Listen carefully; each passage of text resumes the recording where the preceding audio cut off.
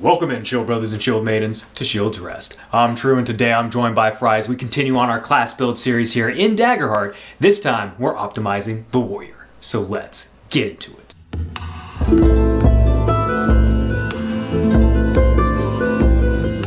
Alright, so starting off with the Warrior's Hope feature. This, you get to actually spend 3 Hope to basically get a +1 attack bonus till your next rest, which is super nice to have. That's one of those you just pop on immediately and you just keep until that next rest. Just keep going. Now for an attack of opportunity, that is really nice to have at your disposal because nobody else gets this besides the Warrior.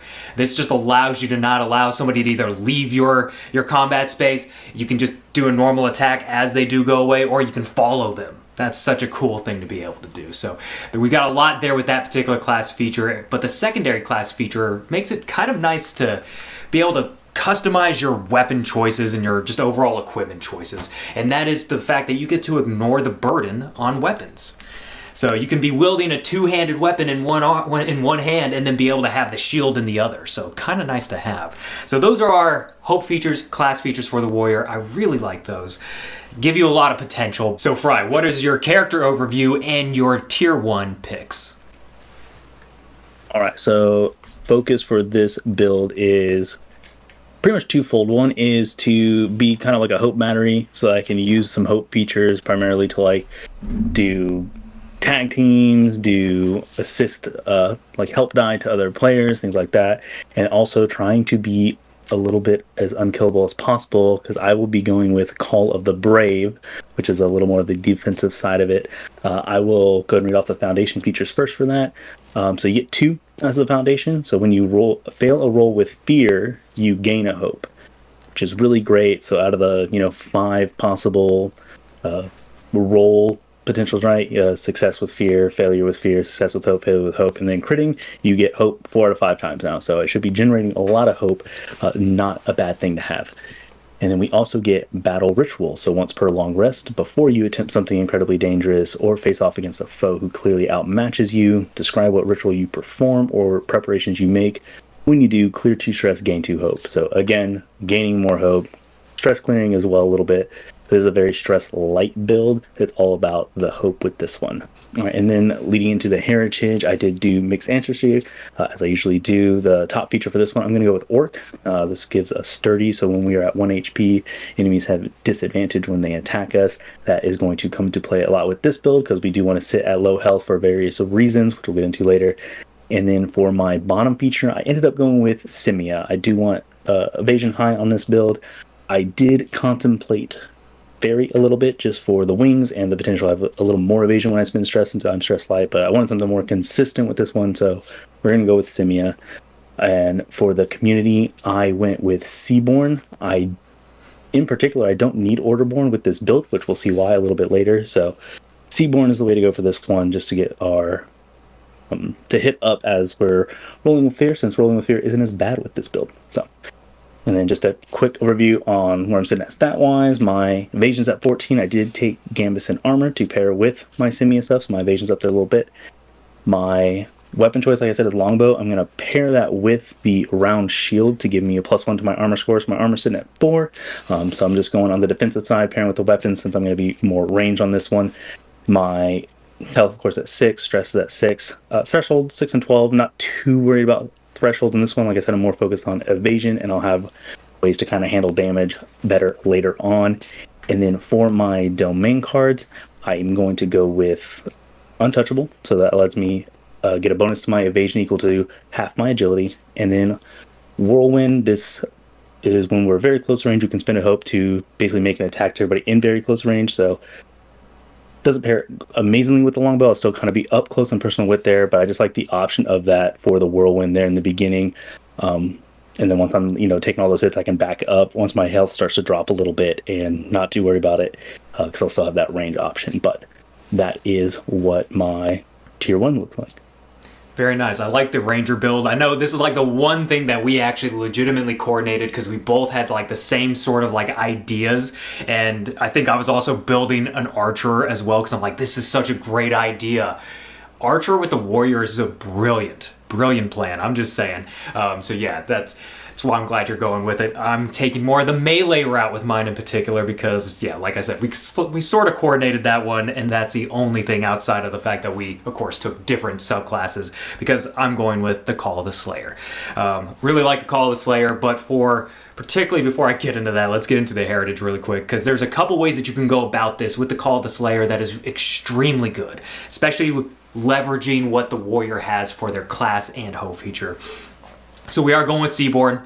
Our to hit in this particular build is going to be nuts. The amount of +1s that we are going to have at our disposal is insane. Between Seaborn, between the class feature, and a few of the cards that we pick up, we're going to be extremely good at what we do. We're not really going to miss. That's the main thing. We are not really going to miss. We're always going to be hitting.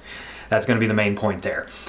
So with the Seaborn, we then move into, you could go about it two different ways with this mixed heritage. Either way, you're still taking Furbolg for the Unshakable, because this is a stress-heavy build, semi-stress-heavy build, but you want to make sure that you are getting that stress back, because it can go one of two ways. Either you take Elf for the quick reactions, so that way you gain advantage on reaction rolls, which is exactly what an opportunity attack is.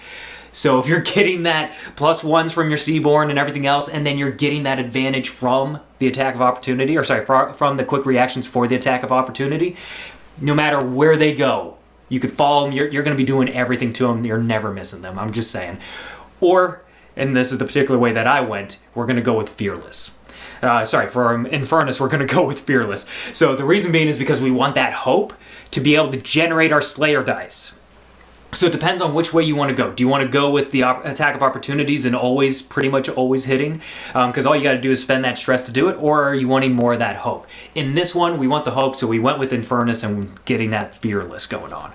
And then that way we can just start generating hope like there's no tomorrow. Hopefully anyways. But that's going to be our main heritage, because with Call the Slayer, we get our Slayer dice. So you gain a pool of dice called Slayer dice. On a roll with hope, you can place a D6 on this card instead of gaining a hope. This is why we want the Fearless, so that way that can just keep happening and we don't feel like we're losing out on the hope that we need to fuel some of our cards, right? So in doing so, adding the die to your pool, you can store a number of Slayer dice equal to your proficiency, which is the other point about this. We're trying to get our proficiency up there. So we do eventually get to 6 proficiency because we want to be able to have 6 Slayer dice. When you make an attack roll or damage roll, you can spend any number of these Slayer dice, rolling them and adding the result to the roll. That is exactly what we want. And then any unspent, you basically gain a hope per die. Whenever you have any unspent and you clear them, you're gaining that hope per die. I do like that. I like that they added that in the back. Kind of a nice thing to have at your disposal there. So, starting out though with this particular character, we are going to be rocking a longsword. We're going to get that round shield, and we're going to get the chainmail. We're going to be semi-armored. We're not really too concerned with the armor piece. We want to have good enough armor, but not so much that we are sacrificing our evasion. That is the main thing. Not by much, anyway. Not by much. So our evasion does stay pretty solid all the way through, but our thresholds get a nice number also all the way through the build. So we're hitting that like medium route between being a solid damage dealer as well as a tank. And that's what we really want. But we're going to be taking a +2 to our agility, a 0 in our strength, +1 to finesse in case we need to sneak around and do, small movements like that, and then 0 to our instinct, -1 to presence, and then a +1 to knowledge. It's just a thing I always like to go for. You gotta know things. But anywho, aside from that, our evasion ends up being a 10 here at level 1, HP 6, stress 6. And then for our 2 domain deck cards, we do go for Whirlwind, because we do want Whirlwind. We're assuming we're going to be surrounded at some point, and we want to be able to hit as many as possible, do that damage to as many as possible, and that's just with spending a hope. Again, we're going to have the hope to be able to do this. And also, I like 0 recall cost cards when it comes to these builds. Like, you gotta have them, especially when you're melee and you intend on doing a lot more than, say, your spellcasters, because your spellcasters can do a lot. But melee can do so much more when they have the zero recall cost cards there, and they can just keep cycling through everything that you need to do. And that's where Deft Maneuvers comes into play, because we want to be maintaining this mobility aspect to it as well. We want to get anywhere and everywhere immediately, and being able to do that attack on top is really nice. And that's just marking a stress. And again, with Unshakable, we are going to be able to get that stress back more often than not, I think. So that is my tier 1 in a nutshell. We're building that nice foundation here at level 1, tier 1. This is a great character to have, especially for new players, for people that have not played this game before. I love the warrior in general because you can make it complicated or you can keep it simple, and anyone can pick up the warrior and have a great time doing it. So, but that's my tier 1. What's your tier 2? So yeah, and I'm sure we'll get into it at the end, but I will echo that warrior. When in doubt, you can go with the warrior. This was a lot of fun. But into my level up option. So through tier 2, I'm going to pick up 2 health slots, 2 stress slots, increase my evasion, and increase my traits.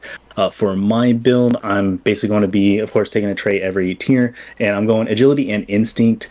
There's some arguments for knowledge and instinct. I think primarily with this as your secondary stat. I went with instinct just because I like the instinct stat. I actually don't utilize it too much in the build, so you can kind of go either way, I think, with the secondary stat, but we will be going agility primarily with the build here. And then for my domain cards, first I'm going to be picking up a soldier's bond. So once per long rest, when you compliment someone, ask them about something they're good at, you both gain 3 hope. Again, trying to be a hope battery so I can hand out those help die and just generate as much hope as I possibly can. And then I'm going to pick up Scramble. So once per rest, when a creature within melee range would deal damage to you, you can avoid the attack and safely move out of melee range of the enemy. So this I'm kind of coupling with the fact that I want to be at low HP starting up into the next tier once I get my subclass, which we'll get into. But of course, when I'm sitting at 1 HP, I have disadvantage on attacks against me, so I'm a little more survivable almost.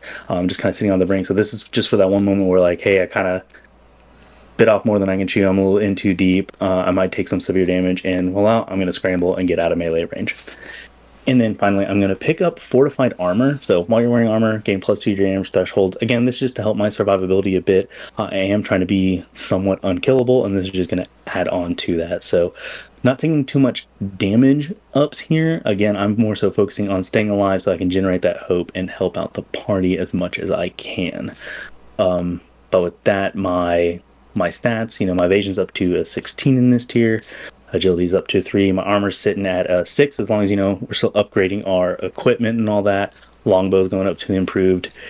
Threshold sitting at 13, 22, and all that stuff. So sitting in a good place as far as being survivable and generating as much hope as I can to help out the party, up my to hit if I need to, and things like that.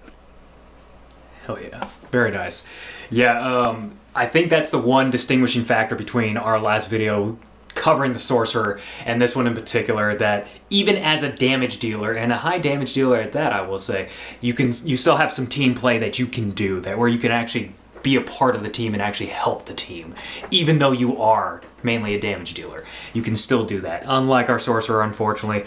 But that is also what I love about these particular cards that you have at your disposal here at tier 2, because I end up getting my evasion up, I get my HP up all the way to 8, I get my stress up to 8, and then I increase my agility and instinct. Now you can, if you want to, instead of taking maybe a health slot or particularly a stress slot, if you're feeling good, you could up those other particular traits that you might be at a smaller bonus for or at a -4 that you would like to shore up. This is a perfect opportunity to do that here at tier 2. That's something that is almost throughout our builds that we keep doing. I didn't take it this time around. I went for that extra bit in stress because I felt like that was a necessary thing to have, but 8 health and 8 stress is actually really nice here at tier 2. It makes you so much more capable and survivable. But as far as my domain deck cards go, I went with basically 2 of the same that you went with. A Soldier's Bond, because again, you want to generate that hope, but my one caveat to this is that with the generation of hope here from a Soldier's Bond, you do not get to put that in there for your Slayer dice. The reason why I say that is because it is very specific on the card for the Slayer dice to be rolled with hope. This is not you rolling with hope. So that's the only difference there, but still a good card to have. Keep it in there, take it. I'm just saying that you cannot go wrong with having enough hope to be able to hand out. And this allows you to not need to roll as much hope to basically gain those hope slots. It just allows you to take it really quickly, and then you can keep pumping them into your Slayer dice. So that's the nice part there. Scramble, very similar reasons. You never know when you're going to take a really big hit, and maybe in this one in particular, you might be completely done with all your armor slots and you need to avoid that severe hit. Scramble's the way to do that. And then you get to move on top. So that's the nice part there. The one difference here, though, is I take Deadly Focus because I want to get that extra proficiency. I want to just be able to focus in on the big dude. Let me take him on while everyone else is taking that care of everybody else. Hopefully cleaning up the rest of the battlefield while I focus this one guy. So that's the hope there, but that's where we end up here at tier 2. What is your tier 3? All right, so for tier 3, my level up options, I'm going to increase my traits, take agility up to 4, instinct to 3. I'm also going to bump up my evasion. I'm going to pick up 2 health slots. I'm going to grab 1 stress slot, and then I'm going to upgrade my subclass. So for my specialization feature, we get Rise to the Challenge. So you are vigilant in the face of mounting danger. While you have 2 or fewer hit points unmarked, you can roll a d20 as your hope die. So this is where that sturdy comes into play from the orc. Why I want, scramble to keep myself, because I'm going to be sitting there at low die, and as long as I'm low on health, I get d20 as a hope die. So I'm hopefully more often than not rolling with hope, and then I'll know the two chances that I roll with fear instead. On one of those, I am gaining a hope still. So very much a hope battery. I want to sit there at low health. I do increase my health. I was kind of back and forth on, do I want to stay at like 6 health or do I want to be increasing my health along the way? I ended up increasing my health along the way because I don't want to be too fragile. This is more so like as I'm going through combat, I still want to be effective, be survivable, and then basically once I hit this threshold, I kind of like swap gears, and now I'm in like low health mode where I'm like backing up and I'm just trying to generate more hope. So kind of have just like a flow of the play is just being high on hit points, and then once I'm dropping low, kind of switching gears a little bit. But that's what I got for my level ups there. And then for my domain card pickups, first I'm going to pick up Vitality. I think anytime I have an option to take this, I'm going to take it. So when you choose this card, permanently gain 2 of the following benefits: 1 stress, 1 health, or +2 to your damage threshold. I went with the health and the stress. I'm not going to bump my threshold too much just because it's not a threshold build. I know I have like fortified armor and stuff, but the goal isn't to bump up my stress as much. But having the free stress and health, I will pick up here. And then next, I'm going to pick up Recovery. So during a short rest, you can choose a long rest downtime move instead, and you can spend a hope to let an ally do the same. So this is just to kind of help the party. Nothing else really spoke to me here, but it does let us, give hope to an ally, generate a little bit of hope for them. But, I'm probably burning through armor slots more than anything to keep myself alive while I'm sitting at 2 health. And so this just lets me make sure I refresh all that armor slots on a short rest when I need it.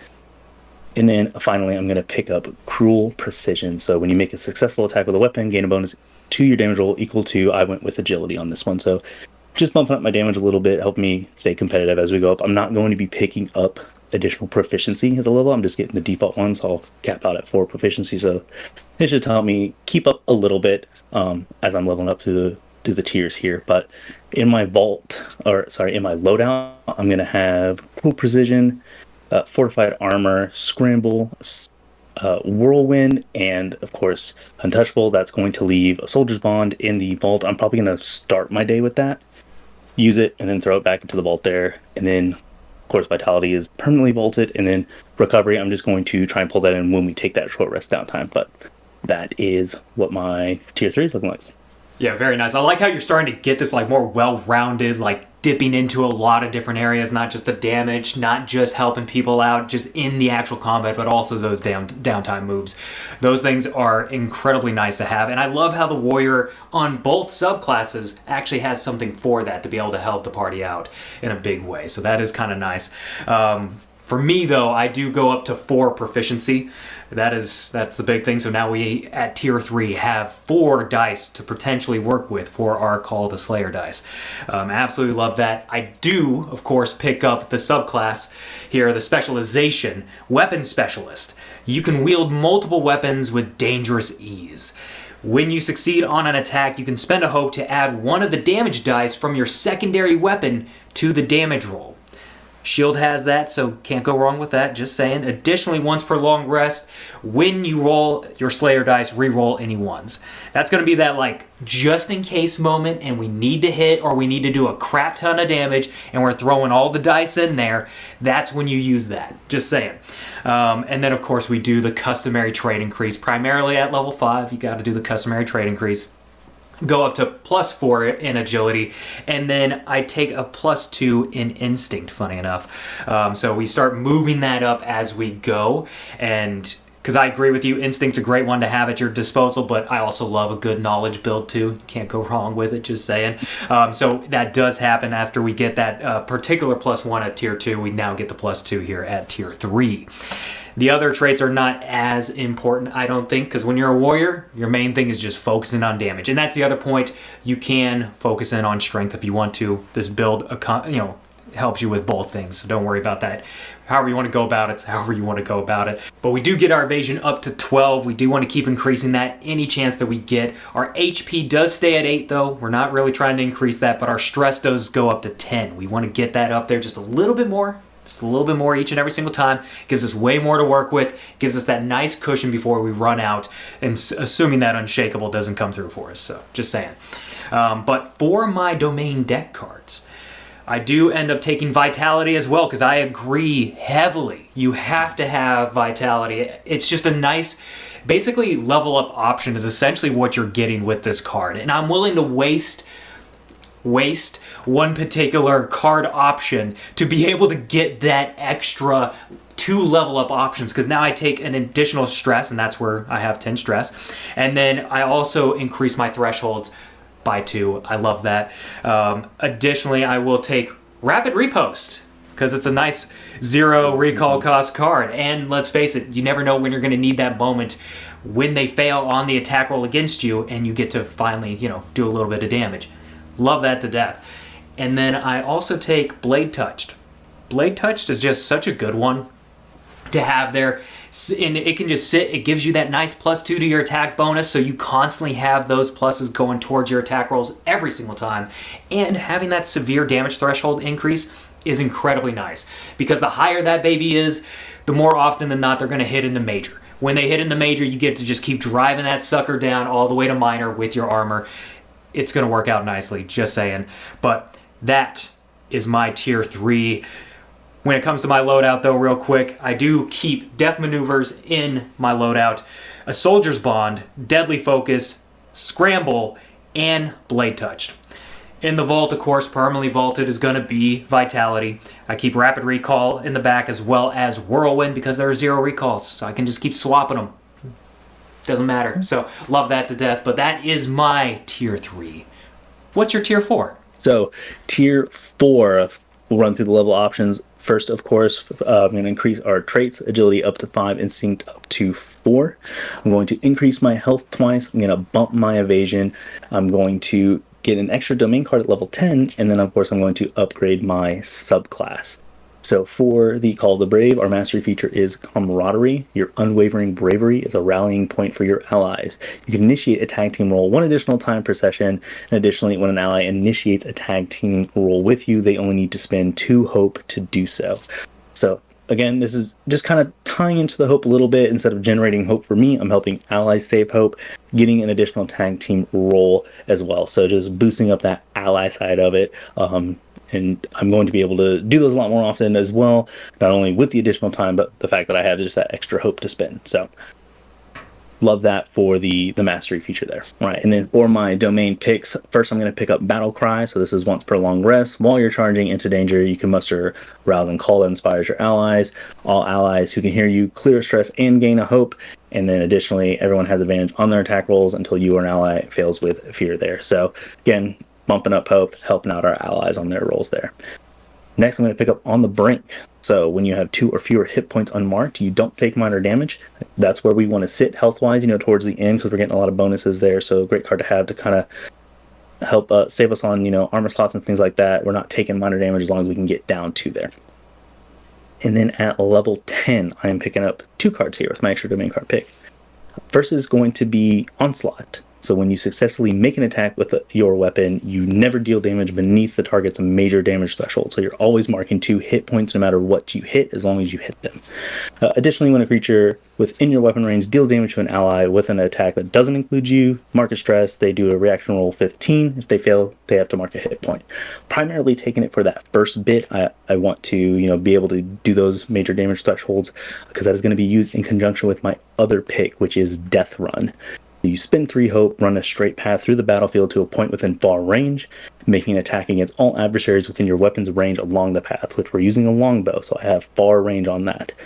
So choose the order in which you deal damage to the targets. You succeed for the first, roll your weapon damage with a +1 bonus to your proficiency, and then you remove a damage die and go to the next target. That part is not going to be a problem, because in conjunction with Onslaught, we're always at least doing 2 damage to every target that's going to be in range of our weapon. And this isn't a once per long rest thing. As long as we have the hope, which we are a hope battery, right? I can use this fairly frequently, I think, just to be able to mark 2 HP every turn that I have against everyone within range. So really love that combo, especially with the longbow, just because it has that far range. We are damaging the battlefield, just zipping around. I love that on this build. And so because that is our kind of primary combat move now, is the Onslaught and Death Run, we're going to change up things a bit here. First, I'm going to swap out Cruel Precision. I don't need that now, because I'm always doing 2 HP. I don't need to bump my damage just that little bit with the agility bonus there. So I'm going to move that over to Bone Touched. So this is when we have 4 or more domain cards from the Bone domain. We get a +1 to our agility, and we get to spend 3 hope to cause an attack that succeeded against us to fail. So again, sitting there at low health. This way, if we have the hope to spare, this will probably be the first one I use when I have, like, hopefully a bucket of hope, just to make an attack that's doing severe damage to me just fail automatically. And then the +1 agility is always helpful, right? And then I'm going to remove Fortified Armor. I'm going to go back and pick up Brace. So this one, when we mark an armor slot to reduce incoming damage, we can mark a stress to mark an additional armor slot. So now we take severe, mark an armor slot, mark stress to mark another armor slot, goes down to minor, and then with the on the brink, we don't take any damage at all. So this is how I'm going to kind of sit there at the bottom as I need to be. And then for my loadout, I am going to, it's going to flip-flop a lot depending on the situation. So the primary kind of loadout that I'll have most of the time is going to be Untouchable. I'll have Onslaught, I'll have Bone Touch, Death Run, and then Brace just to have it. And then as I get lower down into that 1 to 2 health point range, I might swap out, Untouchable, because at that point I won't be taking damage no matter what, so I don't need that extra evasion, and I'll bring in On the Brink, right? Or if I need, recovery from the loadout, just because we're about to go into a rest, I'll swap that in. And of course, I'm going to start with Battle Cry, and then once I use it, I'm going to swap into maybe Bone Touch. So it's kind of very flexible. And this is the one where I think I'll have the most fluidity, and I'll have to. That's why I wanted to keep my stress low, because I think I'm going to be changing out cards a lot with this build, and that's where most of my stress expenditure is going to be. It's just swapping cards. So that's the primary loadout, but it's very flexible and fluid, and I'm probably not going to have the same cards every battle that I go into, but that is my tier 4. I'm still generating hope. I'm still giving out those help die. And now my primary combat move is to combo that Death Run and Onslaught together. And then when I'm not doing those, helping out my allies. Hell yeah. I don't think I've seen an on the brink, almost at death's door kind of build that you kind of got going on here between Orc, between On the Brink, Brace, all these different ones that you got out there. That is nuts, especially with Scramble in the mix as well, just in case. There's a lot of just in case moments to maintain yourself at a good solid 2 hit points, 1 hit point maybe, depending on where you need to be at. That's pretty crazy. So love that, man.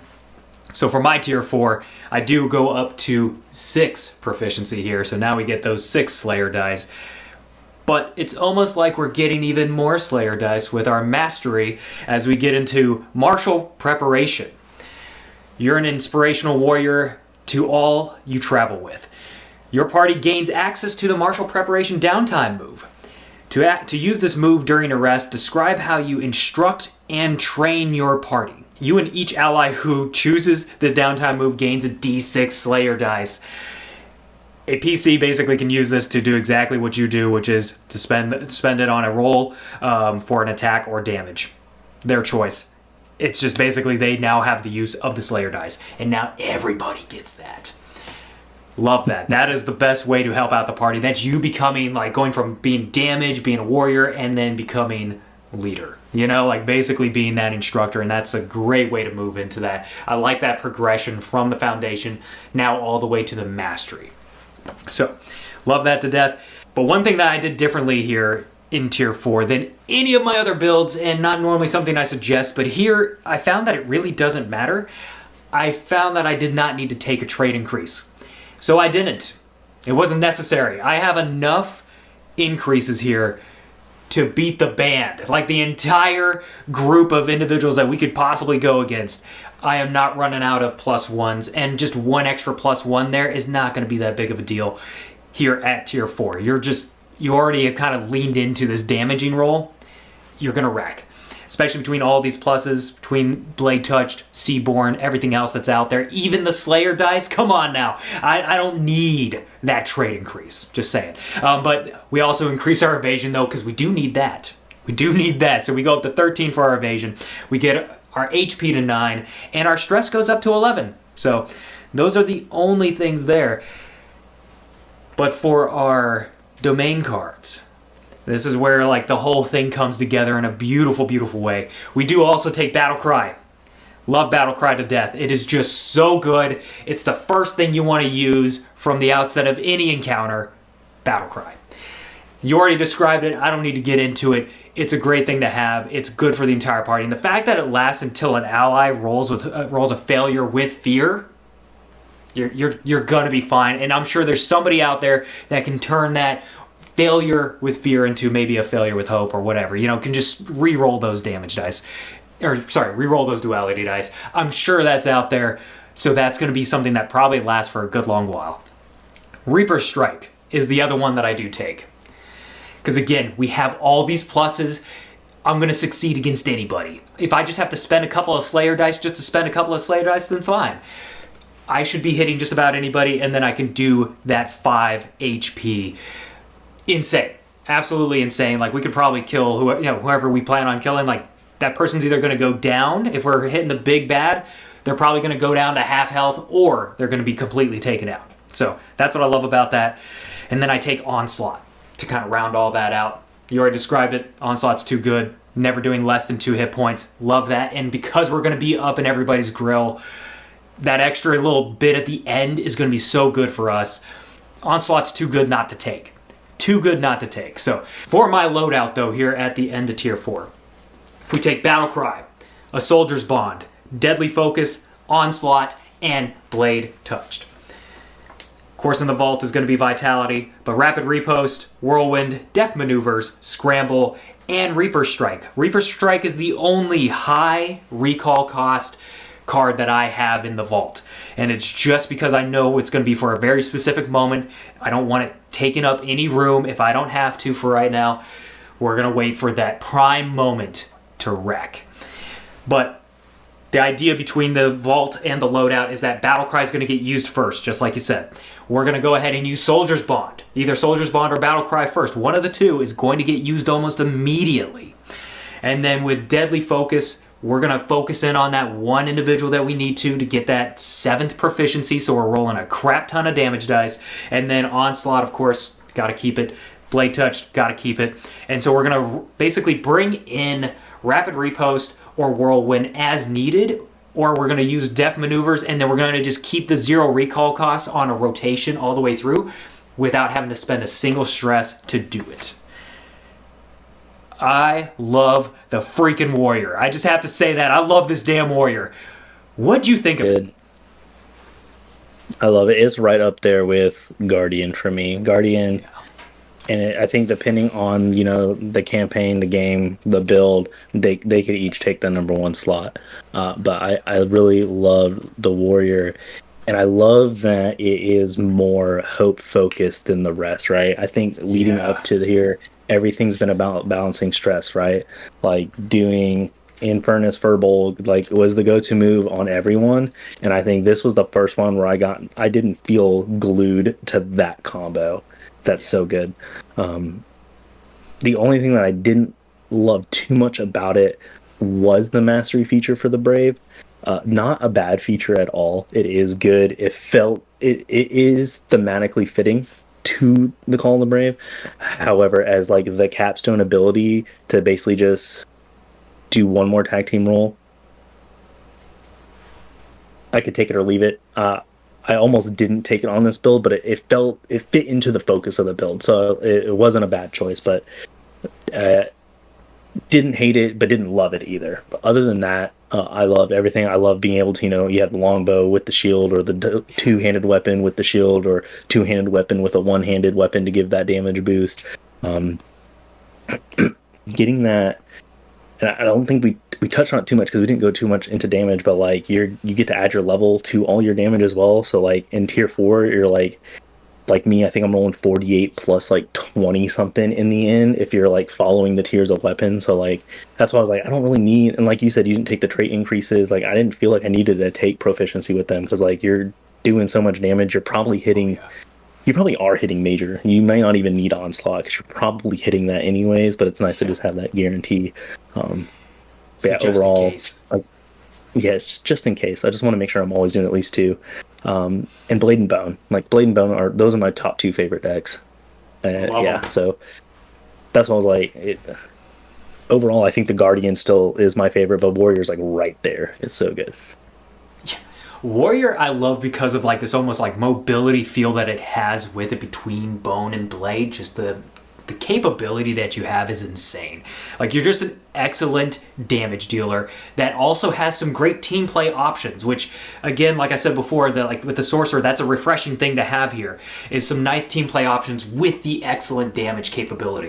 I think for your build, the only thing that I had that was different on mine was that I was using a tower shield because I would plan on setting that up and stand behind and just go to town. So that way I have this barrier legitimately in front of me while I'm just shooting arrows and everything else. So I think there's a lot of fun ways to go about that. Even with Call of the Slayer to do an archer build, you can almost just swap the subclasses and you're still kicking butt. So I think that's Oh the yeah, cool no, I part made there. like two, like we had talked about it, in the beginning and in between. Like I had two builds going up, and I really didn't Yeah, know if I want to do melee or rain. And I think that's what I so liked the tough. most about it. It was like picking between the weapons, picking between, oh, do I want to do fairy, do I want to do simia, and like there was no wrong choice. I could Yeah. probably sit down and rebuild this thing from tier 1 and probably have like a completely different build, that's still just as effective. And like I went evasion, but you could also go Yeah. threshold with the longbow and like still have that survivability. It's like, do you just want to not get hit? Yeah, it was just, I had a lot of fun with this one in the sense that I had to rebuild this one the most, I think, but in a good way. Whereas like with the sorcerer, it was in a not fun way. Yes, that was in a way of like I'm rebuilding to try and optimize. In this way, it's like I can optimize in so many different ways. It's just what do I feel like going with almost? Because even with the Ancestry combos, there's so many routes to take. I mean, you don't even need to go, like you said before, you don't even need to go with the Infernus Furbolg. You could legitimately choose any combo and you're still going to do extremely well with this build. The Elf one, I mean, quick reaction, that would be insane with this particular attack of opportunity because you're just wrecking back and forth and destroy. Like, there's no way that anyone that gets engaged with you is leaving that alive. If they do, they're dead as they're running away. Like that's all that's happening there. And so I do love what you have here, where almost no any choice that you make is gonna like it's not gonna be a bad choice. It's just not going to be a bad choice. But to your point, actually, for the mastery side, I do see that tag team as more of like a way of putting even more damage out there and like really getting that high Mhm. damage output because of the tag team roles. But I do feel like there could have been something else to go with that to be partnered well with it. Or maybe that could have been done in a different way, perhaps. I could see that almost Yeah, being a I feel card like, unto and I don't itself. know. Yeah, I don't know if it might have been like too strong, but I almost feel like if you'd have made it an extra tag team role that was just like no hope, just one no hope tag team role, I think Yeah. would have made it like, yeah, this is mastery, this is tier 4, because it Yeah, the felt with just reduction like of one one where I isn't that felt, big of a deal. yeah, like dropping one hope. I mean, Yeah. I get that, and maybe it's the mindset of like I don't care about hope because like I'm generating a bunch of hope, but I know that's not the same for everybody else. So like they probably enjoy it more than I do. But yeah, I feel like dropping it down to either only costing one or no hope would have like I think brought it more in line with that tier 4 option. But again, not a terrible mastery. There are worse. No. But it just There are wasn't like worse. there's just no wow factor on it. I guess I would say it's not flashy or anything. Yeah. Well, and that's where I love the Slayer dice, because that Slayer dice stuff is so great. And I only took the proficiencies for the sheer fact that I wanted more Slayer dice. But you almost don't even need to if you're going with that Infernus Furball combo.